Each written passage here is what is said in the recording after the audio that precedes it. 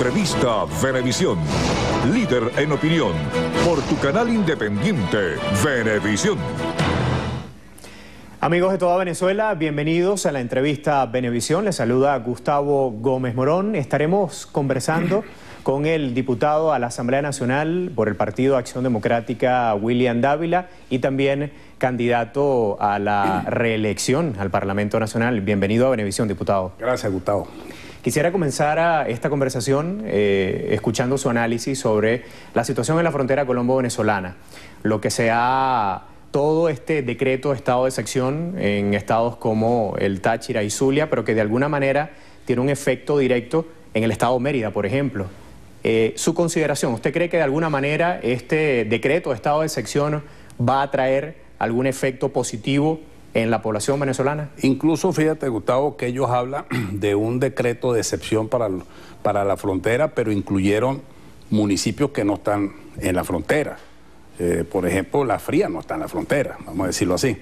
Y nosotros somos un estado cercano a la frontera. Mérida es un estado que está del departamento del norte de Santander 2 horas, pues, 2 horas y media. O sea, somos cercanos a la frontera, pero hemos vivido las consecuencias de todos los problemas que se han generado en la frontera.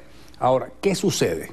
El gobierno dejó pasar mucho tiempo y no desarrolló los mecanismos que la diplomacia había establecido en el Acta de San Pedro Alejandrino en 1990, en la Declaración de Caracas 1989, la Declaración de Ureña de 1989 que firmó el presidente Barco y Carlos Andrés Pérez II. El gobierno dejó eso acumularlo, incluso aquí hay una comisión presidencial para los asuntos fronterizos y de integración, la COPIAF, que hasta el año antepasado la presidió Bielma Mora, el que hoy día es gobernador allá del estado Táchira. Bueno, y esa era una comisión que precisamente analizaba los problemas fronterizos, los problemas del contrabando, los problemas de los ilícitos fronterizos, toda una serie de circunstancias de las divisas, la presencia de grupos irregulares y de grupos paramilitares. Bueno, entonces uno se hace una pregunta, bueno, ¿y qué pasó? Que todo ese acopio de información, si es que lo hubo, las conclusiones que sacaron, si es que las tenían, no las pusieron en práctica para evitar lo que ellos dicen que van ahora a eliminar con esta situación del cierre de fronteras, como es la guerra económica, el contrabando, la inseguridad. Nada de eso en este momento se ha corregido, Gustavo. Sigue la misma cola, sigue la misma inseguridad. Y hay algo más, que ellos no entienden la problemática humana de la frontera. Es más, no llega a entender el gobierno las costumbres que se han ido creando en la misma frontera, que muchas veces en el mundo ordinario se ve como que si aquello fuera un ilícito o una irregularidad, pero que en el mundo y en la convivencia de la frontera forma parte de una costumbre que ahí se desarrolla. Por eso es que nosotros, y yo he venido proponiendo una ley de desarrollo sustentable de la frontera. Incluso se comenzó a discutir una ley orgánica de frontera que llegó hasta el artículo 35, el gobierno la paralizó y entonces asumió esta actitud unilateral que choca con esa diplomacia que siempre ha sido característica de la democracia, y es que tú no debes asumir un acto unilateral para contrariar la otra parte, sino que tiene que haber ahí una convivencia. Entonces, en la frontera no solamente es el problema de los grupos paramilitares, ha habido presencia de la FARC, presencia del Ejército de Liberación Nacional, de los grupos irregulares vinculados con el mundo del narcotráfico, y la historia está llena de choques armados con estos grupos armados irregulares, por ejemplo, Cararabo, los bancos, zonas en donde había puestos fronterizos, y ahí hubo choques armados con estos grupos irregulares. Entonces no es un problema, vamos a decirte, de un solo sector. El gobierno le ha querido dar a esto una concepción política, electoral, pero no está viendo la densidad del problema. Como miembro de la Comisión de Política Exterior de la Asamblea Nacional, ¿cómo ve los acercamientos entre la canciller Holguín y la canciller Rodríguez? Y si usted cree que estas diferencias con Colombia pudieran resolverse en una cumbre presidencial. Pero es que es lógico y natural, es que siempre hemos vivido eso.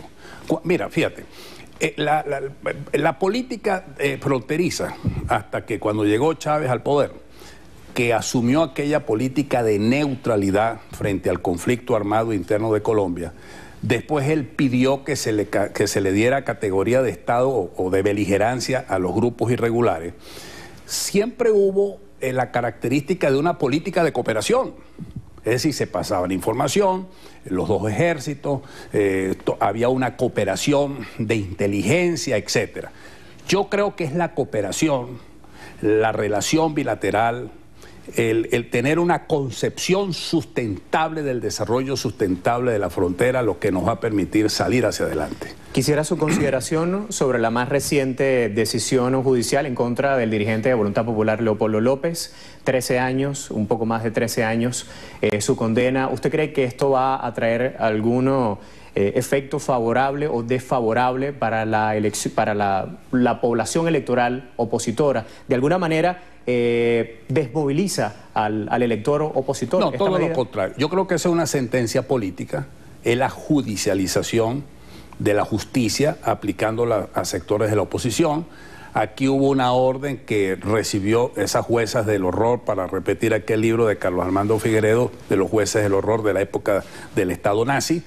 Estamos viviendo una etapa dentro del cual la única manera de nosotros revocar esa orden es que el 6 de diciembre votemos masivamente para tener una nueva mayoría en la Asamblea. Claro, hay un proceso de apelación. Vamos a ver si hay la sindéresis, si definitivamente prevalece la justicia y los derechos humanos, y en esa apelación esa sentencia de 13, 14 años prácticamente se reduce o se elimina. Leopoldo debería estar en libertad. Lo que sí te puedo decir es que hay unidad. Nosotros el viernes pasado tuvimos un magnífico acto en Acción Democrática, que es un partido fundamental de la Mesa de la Unidad, que es lo que se llama la maquinaria electoral Acción Democratista, donde estábamos todos los que éramos candidatos por la unidad respaldados por AD.